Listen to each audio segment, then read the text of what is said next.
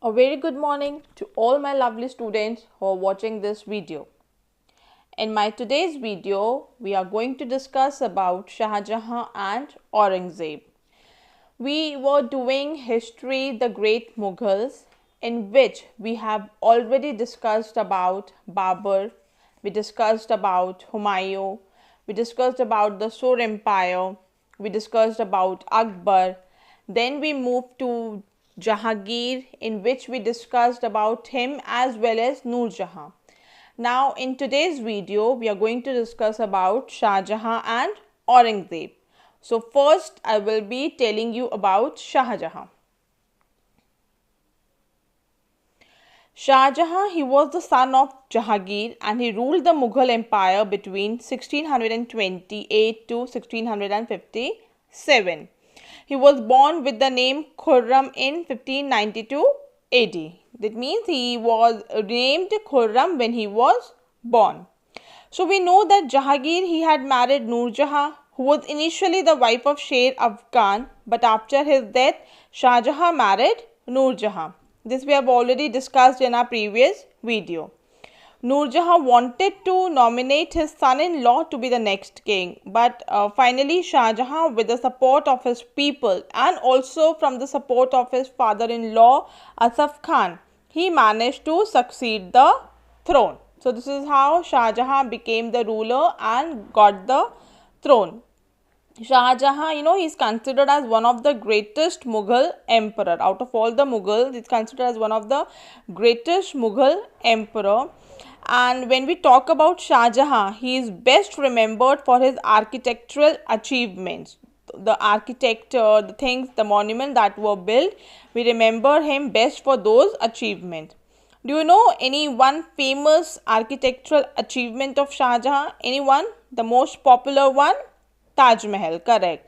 So out of which the best known is the Taj Mahal in Agra, which also entombs his favorite wife Mumtaz.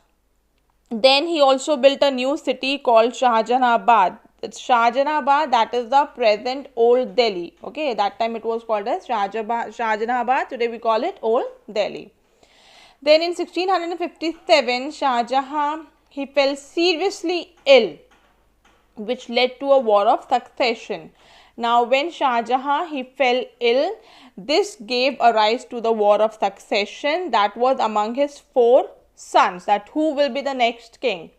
Now who were his four sons? He were Dara Shikoh, Shah Shuja, Aurangzeb and Murad Baksha. There was a war of succession between these four sons of Shah Jahan. Then out of which his third son Aurangzeb, he emerged victorious and took the position of his father. This way the Aurangzeb, he became the next king. We will be discussing about Aurangzeb after this.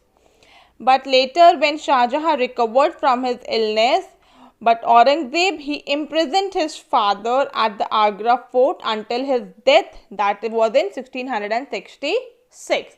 So what did you understood in Shah Jahan? First of all, Shah Jahan, he was known as Prince Khurram. His real name was Prince Khurram. And when was he born? He was born in 1592 AD. He became the king in 1628. We all know that Jahangir was the father of Shah Jahan, who was married to Noor Jahan. We have discussed this in Jahangir's video.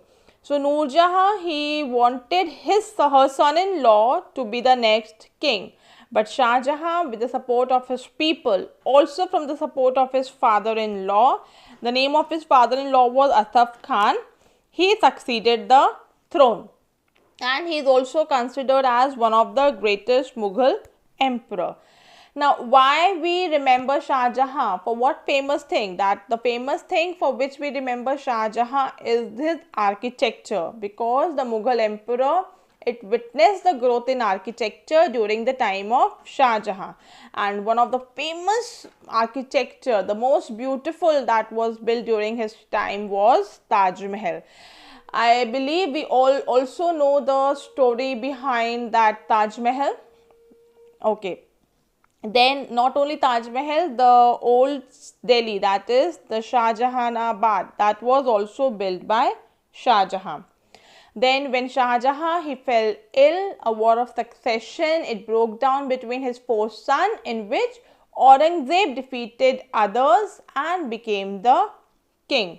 Now after becoming the king, he imprisoned his father. His father was already ill, but when he recovered, he imprisoned his father, and he was imprisoned till his death. That happened in 1666. Clear? Now let us discuss about some military campaigns of Shah Jahan. What all he did. So I told you that he was one of the greatest Mughal ruler.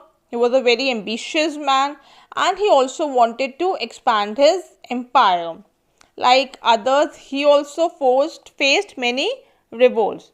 So first one was, he first crushed the Bundela Rajputs, and then he invaded Deccan in 1633. Then he annexed Ahmednagar. Not only this, Bijapur and Golconda, they even signed a peace treaty with him.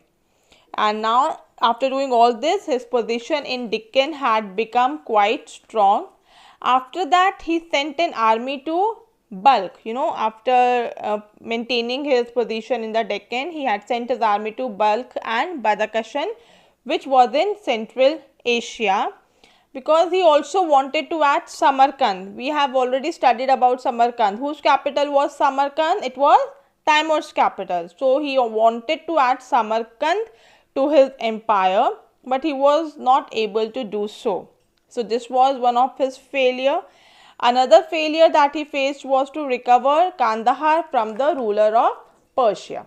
So out of all the military achievement that he had done, two failures were, first of all, he could not add Samarkand. Secondly, he failed to recover Kandahar from the ruler of Persia. I had attached an image, so not able to read that line. It is failed to recover Kandahar from the ruler of Persia. Clear? Next, about the European traders. Okay, military campaigns we have understood. We will now see about the European traders. So Europeans, they were still continuing their trading activities, but when Shah Jahan, he came to know that the Portuguese were creating trouble, he defeated them and made them trade on his terms. So he defeated them. They were not actually Portuguese. They were troubling the people, and they were not even paying the custom duties. So Shah Jahan, he defeated the Portuguese and told them that if they have to do trade, they have to do on his terms only. So for that, they have to agree. So this was all about the European traders. So overall, if we talk about Shah Jahan, the reign of Shah Jahan, it is considered as the golden age of Mughal era, but it consisted of both prosperity and poverty. So overall, we can say that his reign was considered as in golden era, but like everything has its own pros and cons, his reign also has its own positive points and negative points. Positive, it witnessed the prosperity, but it also witnessed the poverty. Now I will tell you how did it witness prosperity and poverty. See, prosperity we can see in his various architectural wonders. Okay, all those architectural achievements, all those monuments that were built, that shows the prosperity of the empire or of the Mughals. But poverty can be noticed by the life of the common people. Okay, it is written, we know that how do we come to know about these people, how do we come to know about all this era? We come to know from the chronicles, we come to know from the travelogues, we come to know from different sources. So there were different foreign travelers who had visited his kingdom, the kingdom of Mughal during Shah Jahan. They witnessed the life of the common people who were living under poverty. Okay, so that was mentioned in their travelogues, by which we come to know that this period has witnessed both prosperity and poverty. So is it clear till Shah Jahan? Then only we'll move to Aurangzeb. Let us do one quick revision of Shah Jahan first. So Shah Jahan, I told you, his real name was Prince Khurram. Then he became the ruler. Under Shah Jahan, we witnessed a growth in architecture, out of which the famous one was Taj Mahal. Not only Taj Mahal, he also built a new city which was called Shahjahanabad. Then if we talk about the military campaigns of Shah Jahan, first one was that he crushed Bundela Rajputs, he invaded Deccan, then he also sent an army to Balkh and Badakhshan. Two failures that he witnessed was he could not add Samarkand. Secondly, he failed to recover Kandahar from the ruler of Persia. These were the two failures. The activities of Europeans were still continuing during the time of Shah Jahan, but when they tried to create a problem, Shah Jahan defeated them and made them agree to do trade on his own terms. Clear? So let us now move to Aurangzeb. Okay, so Aurangzeb, in Shah Jahan, I already told you that he imprisoned his own father and he captured the throne. He got the title Alamgir, meaning conqueror of the world. He was not at all tolerant towards other religions. We have studied few Mughal emperors who were religious tolerant, but when we talk about Aurangzeb, he was not at all tolerant towards other religions. He reintroduced the Jizya tax, which was abolished by Akbar. Okay, Jizya tax was abolished by Akbar, but Aurangzeb reintroduced that tax. He also forced people to convert into Islam. He also asked the ninth Guru, Guru Tegh Bahadur, to accept Islam. He even forced him, but Guru Tegh Bahadur did not accept that, and hence he killed the ninth Guru. Then he even did not maintain friendly relations with the Rajputs. This was all about Aurangzeb. You should know about the king first. After that, we will discuss about the military campaigns, about the revolts. So, what did we understand in Aurangzeb as a king? First of all, he imprisoned his own father. He got the title Alamgir, which means the conqueror of the world. He was not at all religious tolerant. He was also called Zinda Pir because he was very simple in living. Okay, he was a simple man, that is why he was called Zinda Pir. But he reintroduced Jizya tax, which was abolished by Akbar. Then you will be studying it in the other classes, that how he had killed Guru Tegh Bahadur, okay, because he did not accepted Islam, that is why. And Aurangzeb, he also did not maintain friendly relations with the Rajputs. So now comes the revolts of Aurangzeb. See, Aurangzeb, his main focus was in the north, due to which the Marathas, they grew stronger in south. Now the famous ruler of Maratha was Shivaji. Seeing the power of Shivaji, Aurangzeb was worried. Okay, he was worried seeing the power of Shivaji. He even tried to defeat Shivaji, but when he was not able to defeat him, he conspired against him by calling him in his court and then capturing him. But Shivaji, he escaped from there. Then he annexed Golconda and Bijapur. Golconda and Bijapur was already with the Mughals from the time of Shah Jahan only, but completely it was from the time of Aurangzeb. Clear?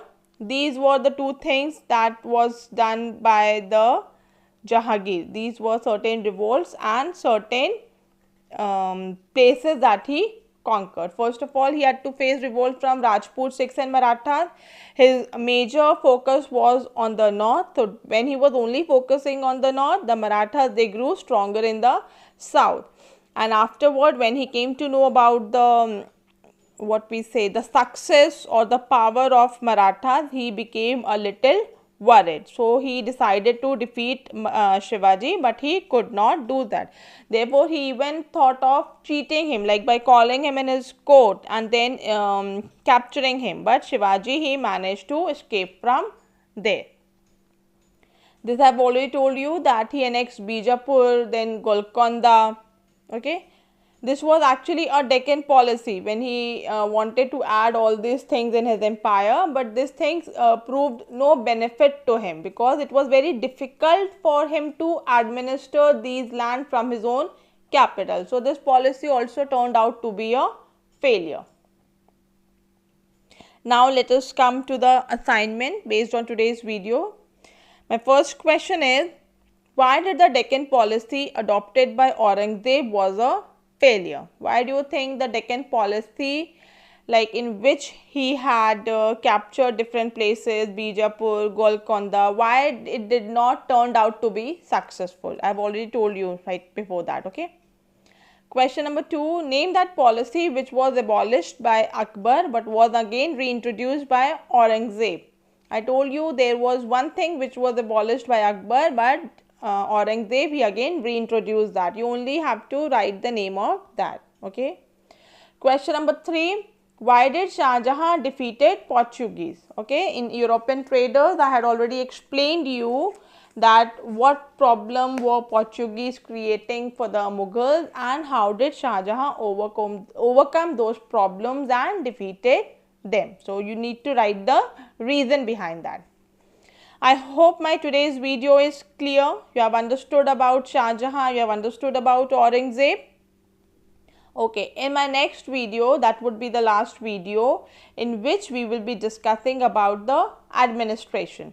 So we have already studied about the Mughals now. We have studied all the great Mughals. Now we will be studying about what administration was there at the time of Mughals. Hope you all have understood today's video. If not, please go through the video once again. Just listen to the story that I told you about Shah Jahan and Aurangzeb. You will be able to recall all the points. Okay. Take care, students. Bye-bye.